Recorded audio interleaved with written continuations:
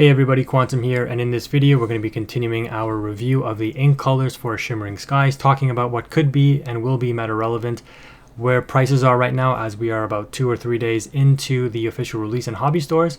So let's go ahead and get straight into it. Again, the Amber, Amethyst, and Emerald colors are already on my channel. The Sapphire and Steel ones will be after this video, so if you're interested in those ink colors, make sure you take a look at the channel for that. Starting off though, we've got a Taffyta Mutton Fudge, a 2-cost inkable 2/2 body that quests for 2, so nothing too relevant here, just probably more of a draft card. In the future, if we get good shift targets for this could be a relevant card, similar to like the Maleficent. That's literally the same stats we got in this set as well. 2-cost 2/2 body that quests for 2.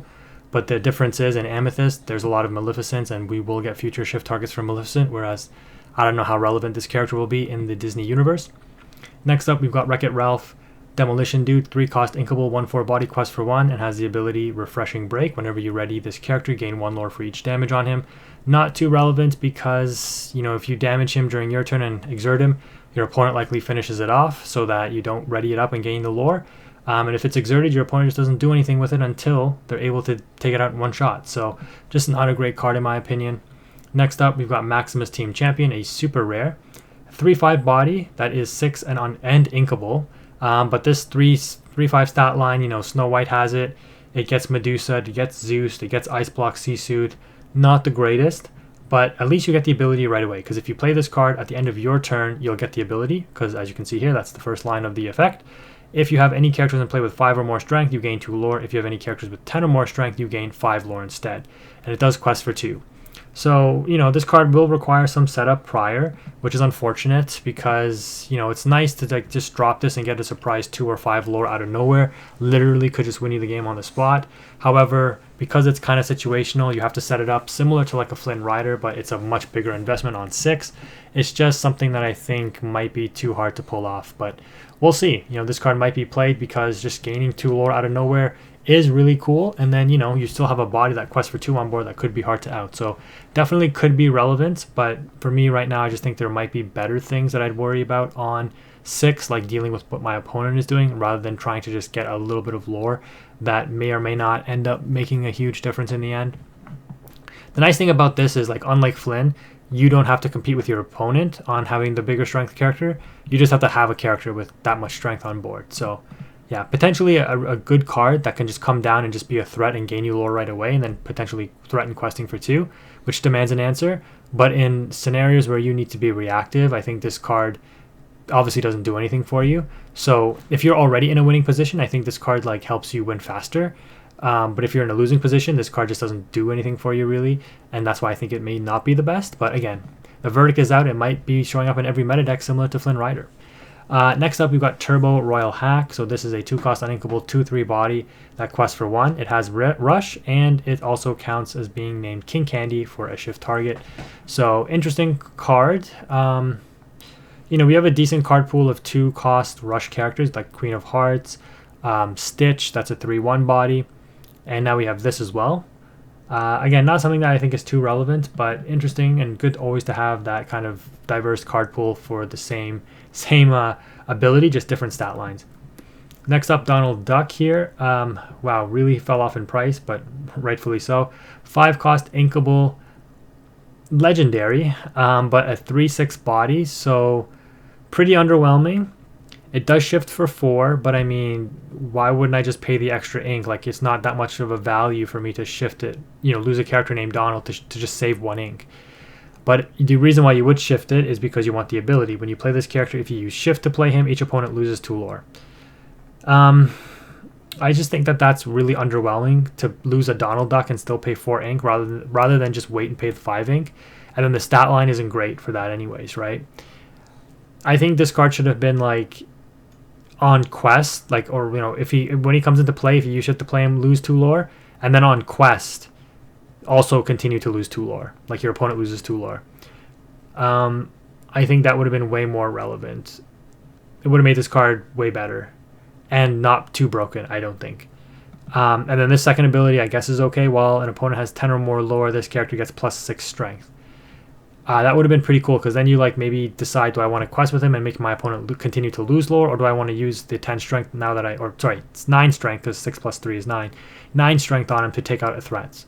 right? So I think that like a card like that is better because it also facilitates like thinking, right? Like which line of play do I want to do? Do I want to use his immense strength to challenge now, or do I want to just continue to drain lore from my opponent, keep them under 10, which makes my Donald Duck weaker, but I keep them under 10, or do I let them continue to quest and then I gain the 9 lore? Now I have a 9 beater on 5 or 4 potentially.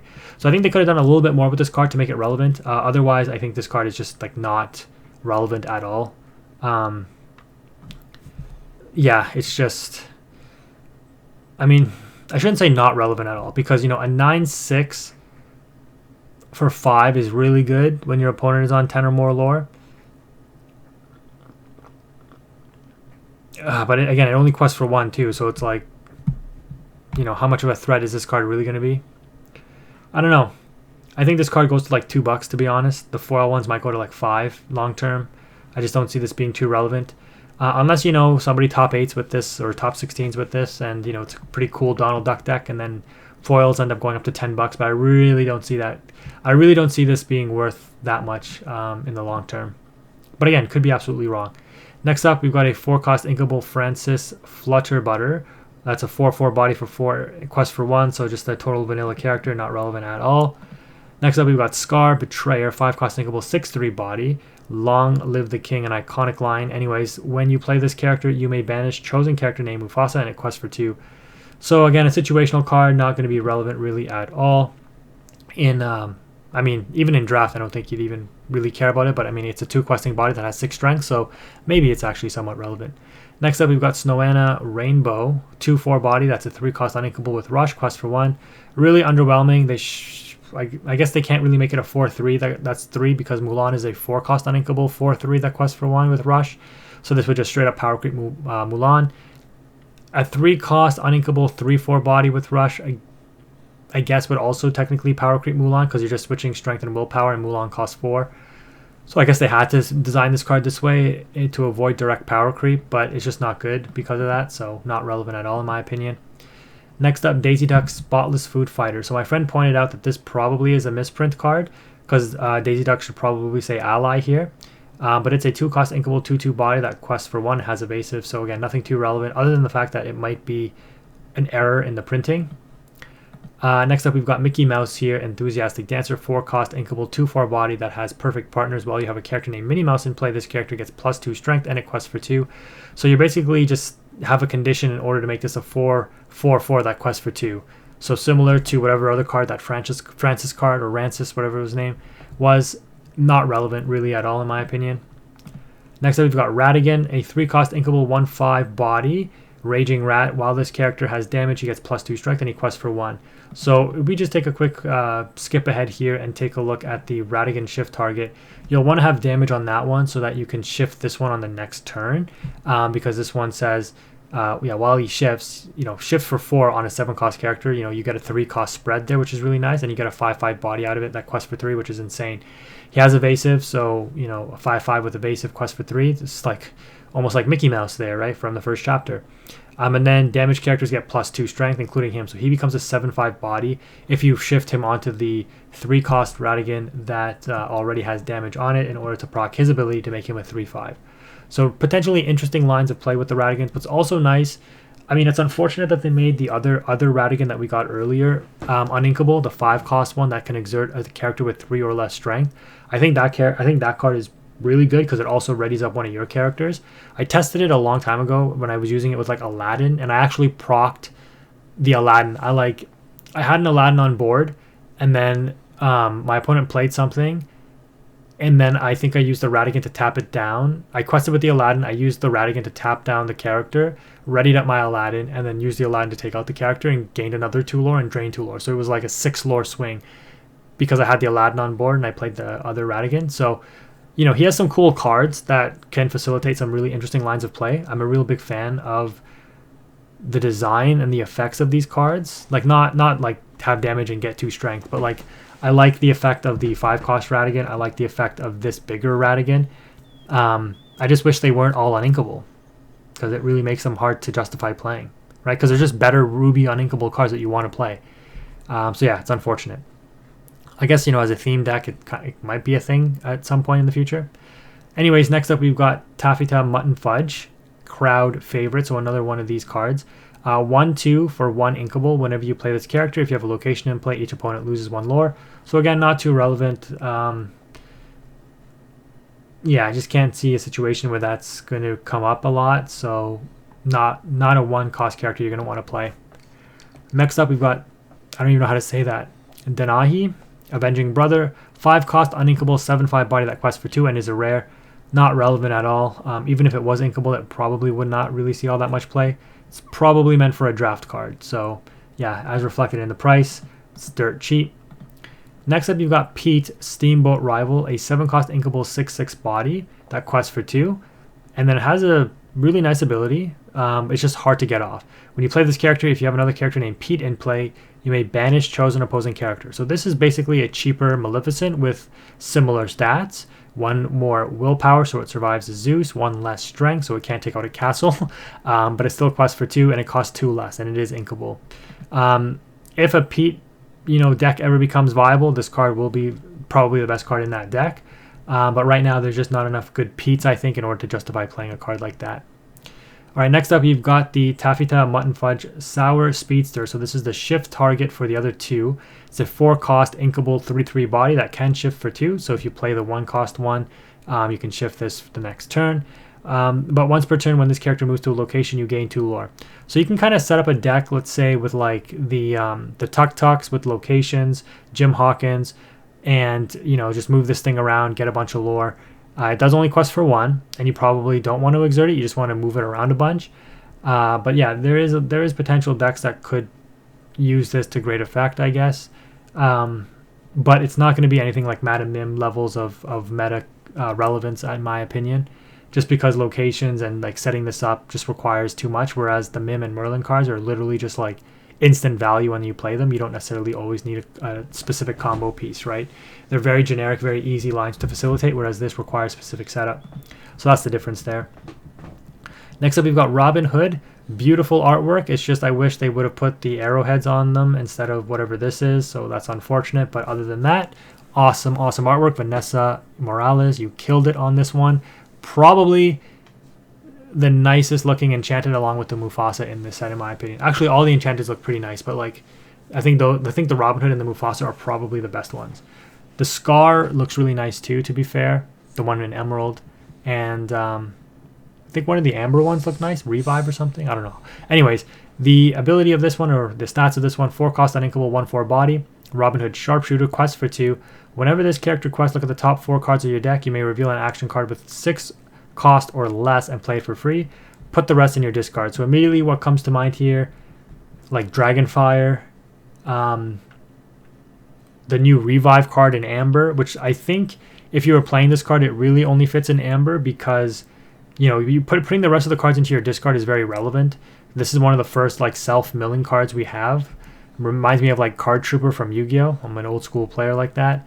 And so if you load up your discard, what's nice is like if you end up revealing Revive, if I'm again thinking through the Yu-Gi-Oh! Mindset, you resolve this chain link, you resolve this bag or whatever they call it in this game first. So you reveal the 4 cards, you say, okay, I pick Revive out of it. Then you put the rest into your discard, and then you play the Revive. You resolve the Revive card now. And so whatever you put into your discard, you would hope would be a 5 cost character, like a Jim Hawkins, a Maui, or I don't know, like Rapunzel or something, anything that you can revive, right? 5 costs or less. Of course, like Dragonfire, instantly out something for free. Let It Go and Sapphire. I can't think of much other, like, you're not going to really pair this with Steel right now, but like, Grab Your Swords, Whole New World, Zeus. Things that are just songs, right? I don't know what other actions directly you'd want to play with this because, again, actions are very slow. They need to be very good in order for you to play them. Like Brawl, I guess you could reveal. Like, playing anything for free is huge, especially when it doesn't have to come from your hand. Like, you're going to get it off of your deck, so it's just free resource, and then you get a tempo swing from it as well because you're playing that card for free. So not only do you get, like, card advantage, air quotes, you're also being able to play that card for free because you get a free card that you're playing for free. The unfortunate part about the Robin Hood is that his stats means that he gets outed by absolutely everything, right? Small Sisu, Brawls, Medusas, he just gets outed by a lot. If he is able to quest, though, he's RNG, right? You might reveal something good, you might not. The self-mill is good regardless, because the more things you put into your discard, let's say, this is why I said I really only envision this being played in Amber.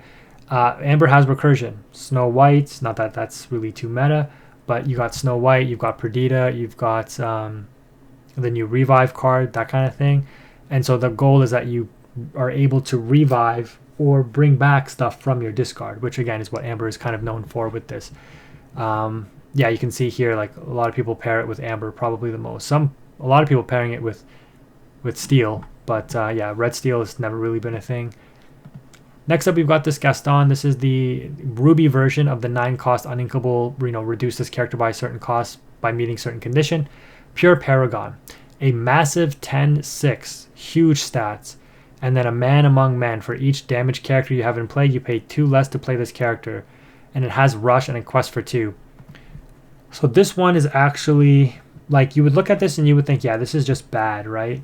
But because it's for your characters, I would say if you're able to consistently keep 2 characters on board and you're able to damage both of them, this card just becomes a better Maui, right? Because it becomes a 5-cost card if you have 2 characters that are damaged, and instead of 6 strength, it has 10. Instead of 5 willpower, it has 6.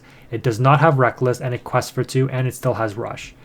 Of course, it's uninkable, and of course, you have to meet these conditions in order for it to be that good, because I think you really do only want to play this on 5.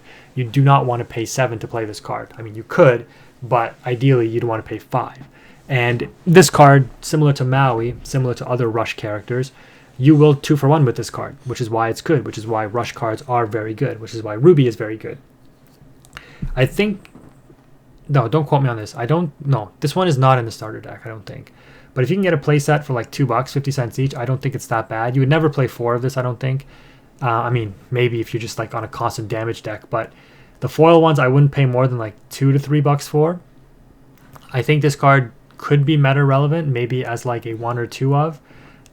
But again, just because of this whole gimmick, these cards always being situational just means that they're absolutely terrible if you see them in the first four draws of your game.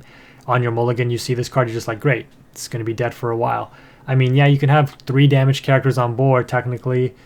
It's harder to do, a lot harder to do, and then this card costs 3, which at that point it becomes insane. So again, just because you're able to control the damage on your cards potentially means that this card is a little bit more relevant than stuff like how many exerted characters your opponent has, like the Olaf and Amethyst and stuff like that. It's just not really good. This one is potentially decent. Alright, next up we've got Pete, a 3-cost inkable 4/3 body that quests for 1, so just vanilla, not relevant at all. We've got Arthur, so similar to like the Turbo being a 2/3 body. I think Rise of the Floodborn had the Stitch and the Felicia, which were each 3/1 bodies. The Felicia was Reckless on 1, just like this, Reckless on 1 with 2/3 instead of 3/1, and the Stitch was Rush, on 2 uninkable with a 3/1 stat line. And so Turbo is the 2-cost uninkable Rush, but with a 2/3 stat line as well. So again, not relevant at all, but interesting to see that we're getting those kind of cards. To complement the Daisy that we just looked at earlier, this Donald Duck should say Hero and not Ally. So that's why I'm thinking, or my friend pointed out that they're probably misprinted. The Donald Duck should say Ally, the Donald Duck should say Hero, the Daisy Duck should say Ally. So they should be switched. But this is a 3-cost inkable card. Donald Duck Daisy's date, 2/4 stat line, so nothing too great, but only 3 costs, and it is inkable, so not the worst. And then it actually has kind of a relevant ability, especially if you can like modulate the strength of this card. Whenever this character challenges another character, each opponent loses 1 lore. So the stats are decent enough that you could say like, yeah, I might play this as a 3-cost card if I'm like not playing Ruby Amethyst maybe, and like Ruby Amber, and I play like the Queen or Ruby Chromicons or something to boost the strength up and just, being able to slow my opponent down in the early game, just draining that lore while, outing their threats, because the 4 willpower here means that it likely survives 1 challenge at least, could be pretty interesting. We already took a look at this Ratigan card. I'm a fan of the design of it. I just wish we had better or more shift targets, and I wish they were inkable. Yeah, really, really nice design. Cool looking card, a 5/5 evasive with that quest for 3. That could potentially be a 7/5. Absolutely nice, like just really nice overall. Next up, we've got Vanellope von Schweetz, random roster racer. Whoops, why did I say rooster? going for 50 cents. This is the card in the starter deck for the non-foil. The foil ones are way overpriced. I picked up a foil playset of these for $2 each, so $8 for 4 foils. Just because anything, again, with Rush, I'm going to get 2 for 1 value off of it, I hope, right? But this is a 4-cost uninkable. So again, in Ruby, the uninkable slots are, very, very, picky, because there's so many good cards that are uninkable in Ruby. You really have to pick and choose which ones you want to include. So the reason I bought 4 foil ones of this is because this is a princess, and in the Ruby Amber princess deck that I'm trying to make work, I think this card fits nicely in that. Again, I made a video about that. But yeah, Rush and a really nice ability. It also quests for 2, which is kind of relevant. But when you play this character, she gains evasive until the start of your next turn. So immediately what comes to mind is your opponent is able to play Diablo, quest with Diablo. You draw, you drop this, you take out the Diablo. You take 2 damage, so it survives. And then it has evasive during your opponent's turn, right? The turn after you play it. So it's harder for them to out. And then it comes back to you. You ready it up. You're able to start questing with it. It loses the evasive, but then you quest with it, or you take out another character with it, and it goes 2 for 1, or it gains you 2 lore. So it gets you a lot of good value, is what I'm trying to say. Again, it is uninkable. It does cost 4, but it's a potentially really good card, I think, especially in decks outside of Ruby Amethyst, maybe like Ruby Amber, like I was saying, the princess deck, since it is a princess. I'm just a fan of these Rush cards, right? They just provide you so much value because they essentially 2 for 1 potentially, which means that it's card advantage. Next up, we've got Simbra, Adventurous Successor. So a 1-cost uninkable character. Every color got like their 1-cost character that does something. So Simba's is a 2/1 body, which is actually kind of relevant, but he is uninkable. But when you play this character, chosen character gets +2 strength this turn, and it does quest for 1. So I just think there are better strength modulating cards in Ruby. The only thing I would say is, like, if you're playing Ruby Amber and you have Perdita, this is a decent target to bring back with Perdita to give 2 strength to something on board already, which could be interesting. But like Cogsworth and Amethyst is just better, right? The 1-cost version of that, which gives Rush to characters. But this one is not bad, but it's just not the greatest either, given that there are better alternatives. Complementing the Mickey from earlier, we've got a 3-cost inkable Daisy that's also a 2/4 body, Dazzling Dancer. Whenever this character or one of your characters named Mickey Mouse challenges another character, you gain 1 lore. So again, probably just 2 situational Mickey Mouse deck, mini Mickey deck maybe, but again, not anything that's too meta relevant. That does it for the characters. Moving on to the actions now, we've got Break Free, a 1-cost inkable action that says deal 1 damage to chosen character of yours. They gain Rush and +1 this turn. So interesting. You deal 1 damage, and then it's basically Vitalosphere, right? But Vitalosphere gives +2 strength and Rush. Vitalosphere is an item. You pay 1, then you have to pay 1 to proc it. Whereas this is just 1 cost, and then you deal 1 damage to one of your characters. It would have been too powerful to put a draw on this as well. It would have to cost 2 if you put draw on it. So I just don't think this is that great, because again, you draw this, it's kind of dead if you don't have the immediate utility for it. I mean, I know it's ink potentially, but yeah, it's just too situational.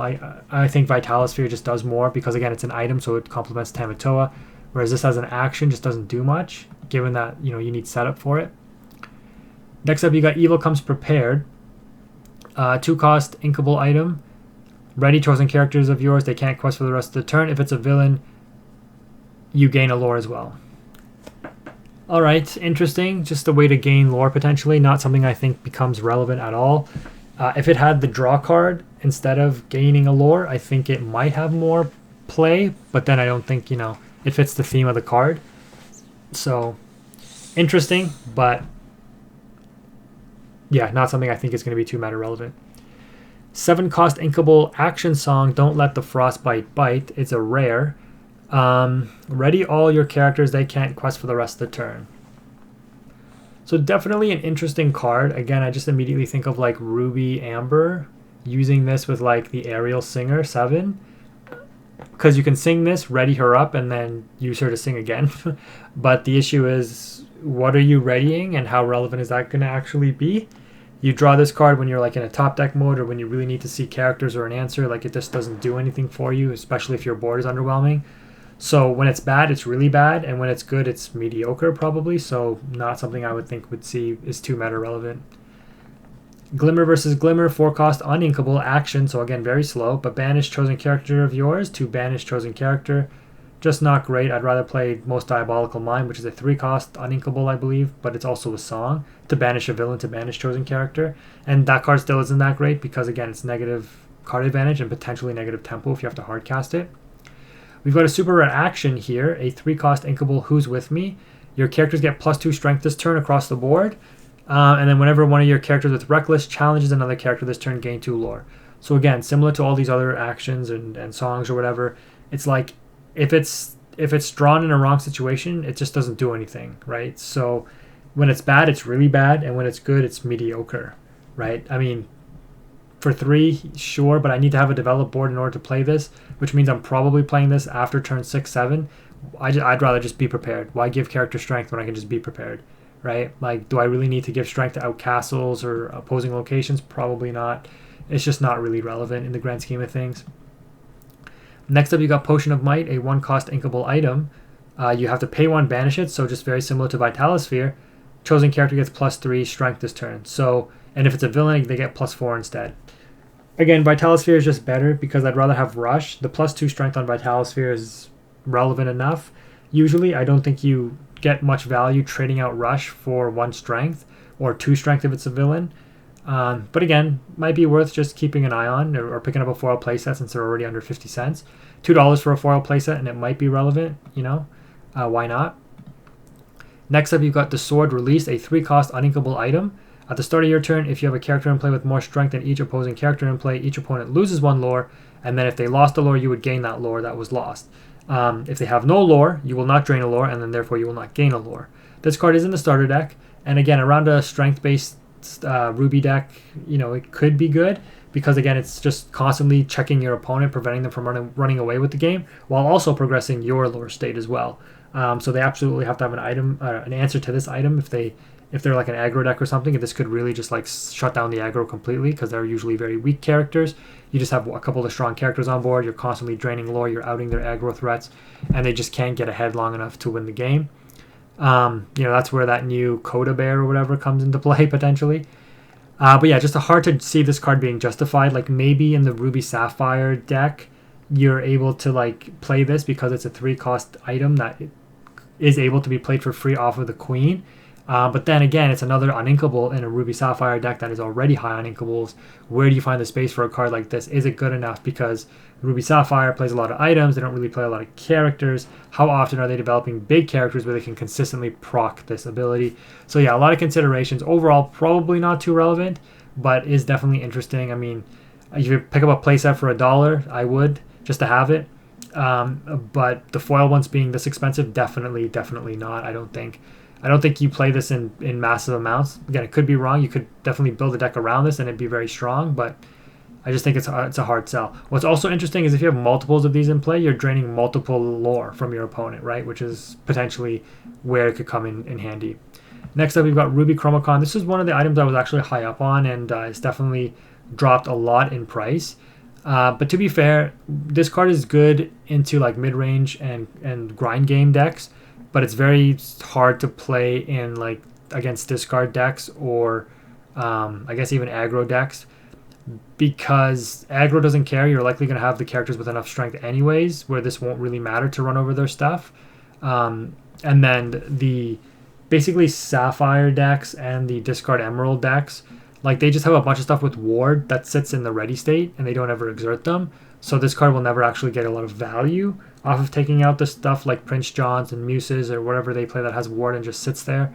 And against Sapphire, they don't play a lot of characters. They're more, you know, ramping, playing a bunch of items, and then hoping to close the game out with like a Tamato, a dime. So you're not going to get a lot of value from this card against that matchup. Into every other matchup, mid-range matchups, this card could be really fantastic, especially in Ruby Amethyst, where you compare it with a lot of the rush cards that you get in both Ruby and Amethyst, and just get instant value. Like 2 of these in play, boosting up a character by 2 means that it's likely running over anything on curve. So, you know, potentially a huge card, and it's just an item. It sits there, and it just consistently gets you strength on all your characters every turn whenever you need to challenge. So, interesting card. I picked up my foil playset for 75 cents each, so $3 for 4. Pretty happy with that. If you can get them for around the same price, I think that's really good value. To round things out, we're going to take a look at the locations. We've got Sugar Rush Speedway, a 1-cost inkable non-inkable location, 0 cost to move here. but it does have only 5 willpower. But when you take a look at the ability, once per turn, you may exert a chosen character that's here at this location, deal a damage to them, and then move them to another location for free. That's a lot of setup. You're going to need this location, another location, and a character that can survive with, taking a point of damage. Yes, the character does move here for free and then move to the other location for free as well, which is potentially pretty good. So immediately what comes to mind with this is like RLS Legacy, which is another uninkable location, or Fang in Emerald, because basically your character has to exert in order to move. Therefore, they're going to be vulnerable, so you want to protect them somehow. And Fang and RLS Legacy grant evasive to the characters that are there. So they sit there exerted, but then they have, and I think Fang also gives ward, but they have some sort of protection. And obviously the characters that you'd want to be moving are characters like the Taffyta that we reviewed earlier, that gains lore whenever she moves to a location once per turn. So, not this one, sorry, this is the shift target. Did I lose it? This one here. So maybe what you do is, you pay 0, you move her to the speedway, you gain 2 lore. Next turn, you exert her, move her to the next location, she gains another 2 lore, because, you gain an extra lore instead of her questing for 1. Potentially interesting, but a lot of setup for this card. Towelman Purple is the authority on it. I don't think he'd play this, so I'm just going to call not great. 33 cents each, though. Again, you can pick up a place up for $1. It is a rare, so if you just want to have one on hand just in case, it is interesting. Next up, we've got also the Enchanted Ratigan's Party Seedy Back Room. What the? Okay. Yeah, I haven't seen, what is this, The Great Mouse Detective? I haven't seen this movie, so I have no context as to what this scene is or anything. But a 2-cost inkable location, 1 to move there, 7 willpower. While you have a damaged character here, this location gets +2. So again, really cool in that Ratigan kind of archetype of self-damaging.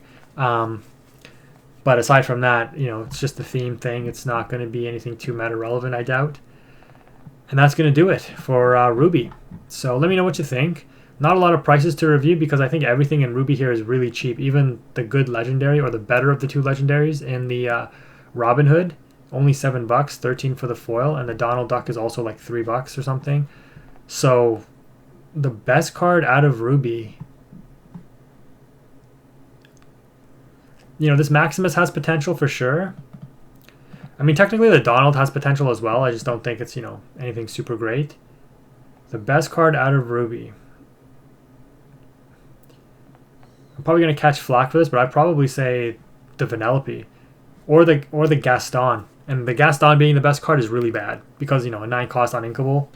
But again, the rush abilities on both the Gaston and the Vanellope just make them very good value.